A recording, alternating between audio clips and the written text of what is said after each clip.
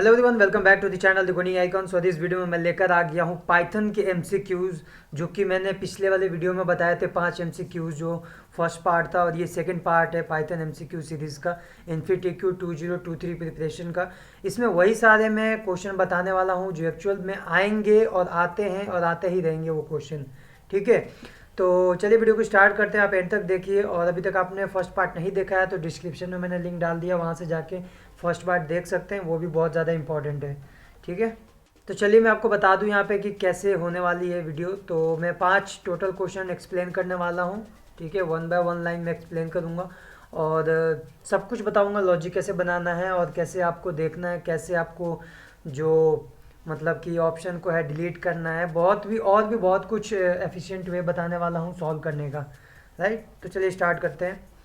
तो सबसे पहले हमारे पास पहला क्वेश्चन है, identify the most efficient test data set for testing the below code using the logic coverage technique. ठीक है, अब यहाँ पे बात करेंगे अब लॉजिक कवरेज टेक्निक क्या होती है। लॉजिक कवरेज टेक्निक से देखिए कोई घबराने की बात नहीं है। यहाँ पे एक मतलब ऐसा है कि आपको टेस्ट केस मतलब दे रखे हैं, आपको चेक करना है। ये देखिए यहाँ पे ये 4 टेस्ट केस दे रखे हैं, मान लीजिए ये चेक करना है आपको कि कौन सा बेस्ट स्विचेबल रहेगा इस कोड को चेक करने के लिए। राइट, तो देखिए इसको करने के लिए हम सबसे पहले क्या देखते हैं, सबसे पहले देखना ये ज़रूरी होता है कि ये जो यहाँ पे दे रखा है इफ़ प्रीवियस ईयर परसेंटेज, ठीक है, और यहाँ पे ग्रेटर दैन इक्वल टू 75 दे रखा है, यहाँ पे 75 देख लीजिए आप। ठीक है, पहले से ही 75 दे रखा है, फिर 85 है, फिर 85, यहाँ पे 95 फिर 95 है। ठीक है, तो मतलब कि 75 से बड़ा के लिए ये दे रखा है। राइट, 75 से बड़े के लिए यहाँ पे इतना कोड दे रखा है। और जब एल्स पार्ट कब होगा, जब वो वैल्यू अपने पास 75 से कम होगी। ठीक है, तो ऑप्शन में चलिए देखते हैं क्या है। ऑप्शन में ये वैल्यू है कि टेस्ट केस, क्या इससे ये वाला एल्स कभी रन कर पाएगा? नहीं कर पाएगा। क्यों? क्योंकि 74 या फिर 75 से नीचे कुछ भी नहीं है इसमें, तो इसीलिए ये वाली वैल्यू हमारे पास ऑप्शन में नहीं आएगा। ठीक है, अब 1 मिनट में एक बार पेन ले लूँ यहाँ से। हाँ, तो अब बात कर लेते हैं कि ये वैल्यू जो हमारे पास है वो ऑप्शन में कभी नहीं आएगी। ठीक है, तो ये ऑप्शन में कभी नहीं आएगी, तो इसको हम क्रॉस कर लेते हैं, ये कभी आंसर नहीं हो सकता। ये भी सेम टू सेम है, इसमें भी 78, 80, 92, 99 है, तो ये भी कभी भी नहीं आ सकती, क्योंकि इसमें ये जो स्कॉलरशिप पार्ट वाला है ये 75 से कम होगा तो ही चलेगा। अब हमारे पास बचा सी एंड डी। ठीक है, 75 से कम इसमें है 74, इसमें भी 74 है, बाकी सब तो है ही। ठीक है, अब इन दोनों में से एफिशिएंट वे कौन सा है?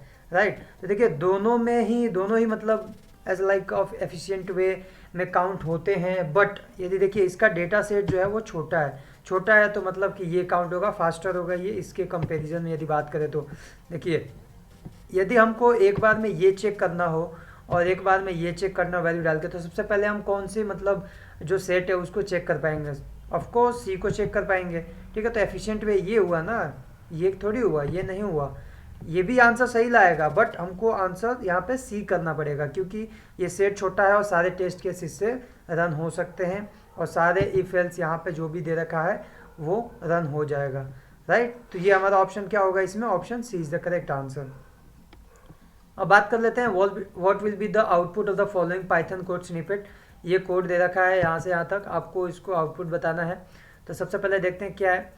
एक फंक्शन दे रखा है, वेरिएबल 1, 2 एंड 3 दे रखा है, बाकी इफ दे रखा है। यहाँ से फंक्शन सबसे पहले कॉल होगा 156 2100 तो यहाँ पे वेरिएबल 1 की वैल्यू आ गई, वेरिएबल 2 की वैल्यू आ गई, वेरिएबल 3 की वैल्यू आ गई।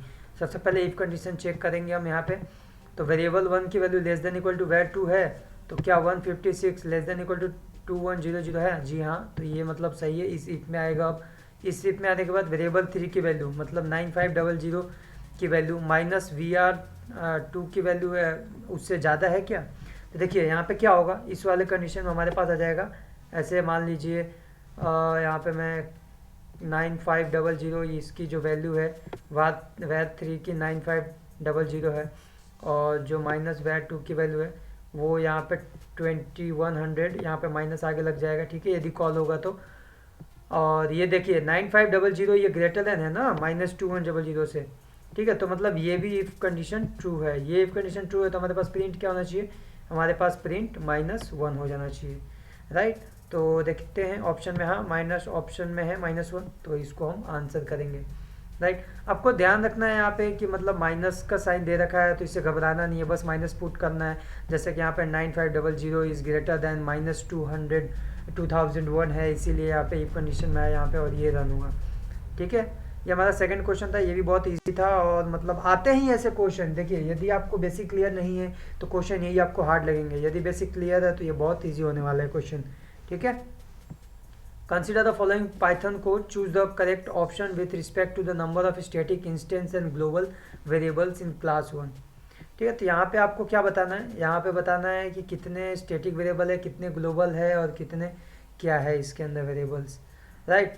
तो यदि हम बात करें कि स्टैटिक वेरिएबल इसके अंदर कितने हैं, ग्लोबल कितने हैं और इंस्टेंस वेरिएबल कितने हैं, तो देखिए सबसे पहले हम इंस्टेंस वेरिएबल की बात करेंगे। इंस्टेंस वेरिएबल वो होते हैं जो कि इसके अंदर डिफाइन होते हैं और सेल्फ से डिफाइन होते हैं।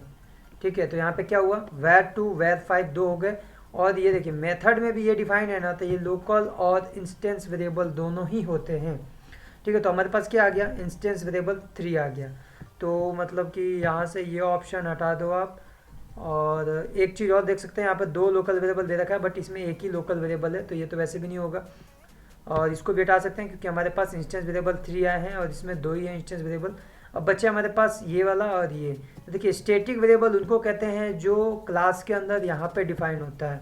ठीक है, ये स्टैटिक और ग्लोबल दोनों ही होते हैं। तो यहाँ पे हमारे पास क्या है, 0 स्टैटिक तो है ही नहीं, तो इसको हटा दो। तो हमारे पास राइट आंसर क्या आ गया, ये आ गया 1 static variable, 3 instance variable and 1 local variable. Actually में यहाँ पे ग्लोबल वेरिएबल नहीं दे रखा है, राइट, ग्लोबल नहीं है यहाँ पे, लोकल ही है। ठीक है, तो ये हमारे पास क्या आ गया, हमारे पास ये स्टैटिक वेरिएबल हो गया यहाँ पे। ठीक है, एक स्टैटिक वेरिएबल एंड देन 1 2 3 3 हो गया हमारे पास instance variable and 1 local variable that is called var4। ठीक है, तो ये आपको ध्यान रखना है, ऐसे करना है इसको। सबसे पहले आपको इसमें देखने की क्या जरूरत है, इसमें देखने की जरूरत है कि मेथड से बाहर कितने वेरिएबल डिक्लेयर है। मेथड से बाहर यदि कोई वेरिएबल डिक्लेयर है तो वो स्टैटिक वेरिएबल हो गया। ठीक है, तो मतलब यहाँ पे एक ही है डिक्लेयर है मेथड से बाहर।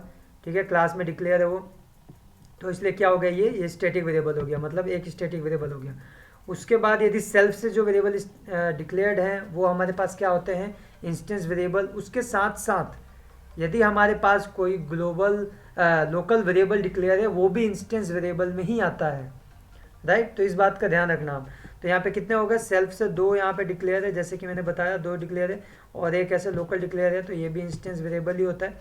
तो 3 हो गए इंस्टेंस वेरिएबल। और लोकल वेरिएबल तो मतलब ये आपको पता ही है मेथड के अंदर है तो लोकल वेरिएबल होगा।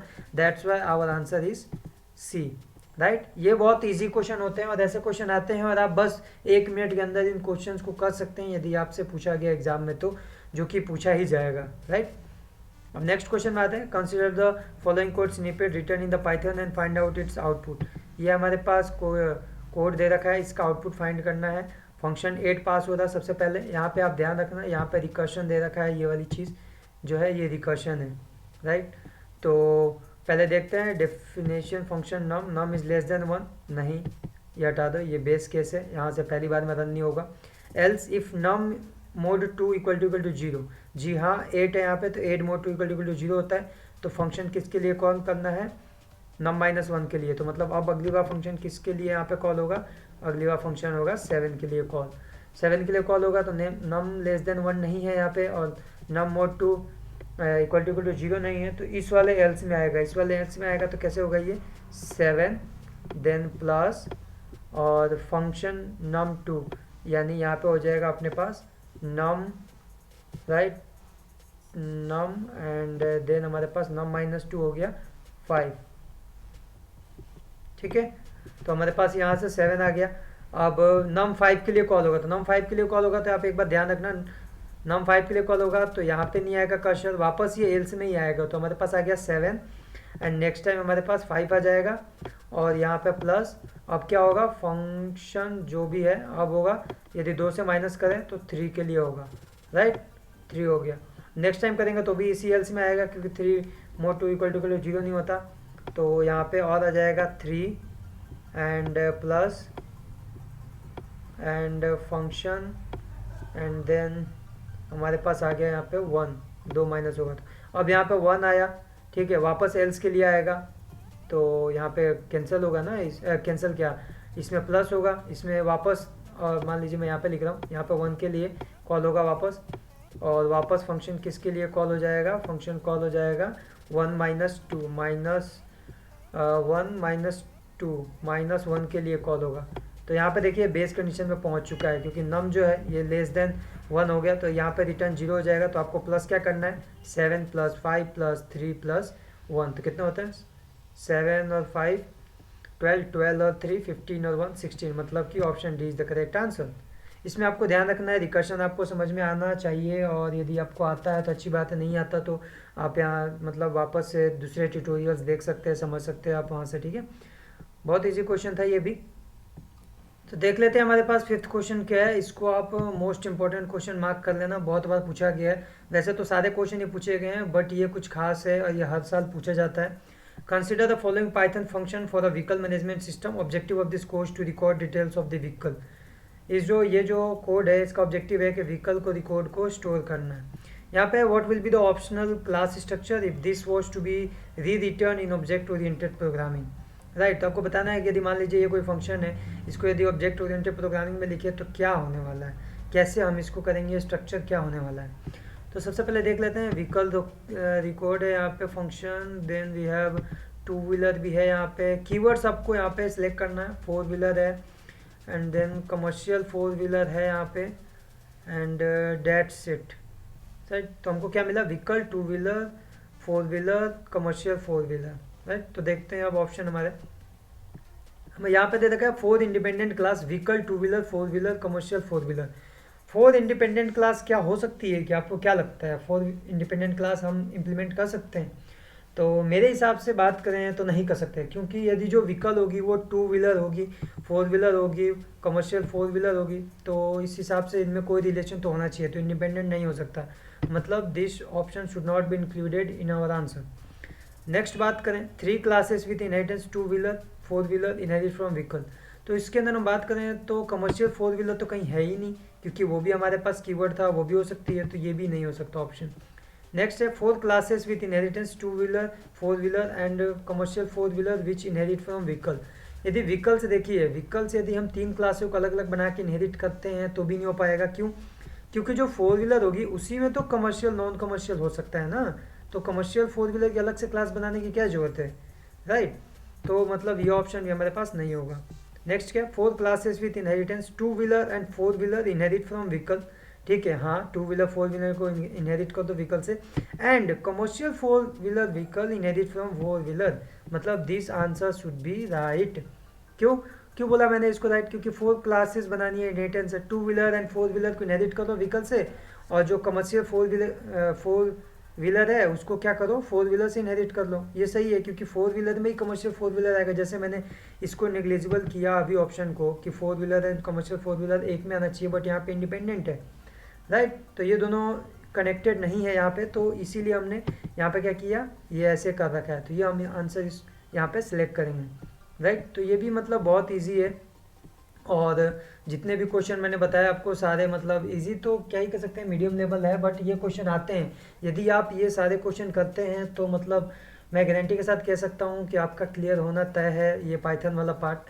राइट, ये 5 क्वेश्चन मैंने बता दिए इस वीडियो में, 5 क्वेश्चन पिछली वीडियो में बताए थे, ये 10 क्वेश्चन। हो सके तो यदि आपको और क्वेश्चन चाहिए तो मैं और आगे क्वेश्चन लाऊंगा, बट मैं चाहता हूँ कि जो क्वेश्चन मेनली आते हैं मैं उन्हीं पे ज़्यादा फोकस करूँ, इसीलिए मतलब वीडियो रेगुलरली अपलोड नहीं हो पा रही है। ठीक है, तो बस इस वीडियो में इतना ही। यदि ये वीडियो अच्छी लगी है तो लाइक कीजिए, शेयर कीजिए, और अभी तक आपने चैनल को सब्सक्राइब नहीं किया है तो सब्सक्राइब करना ना भूलना।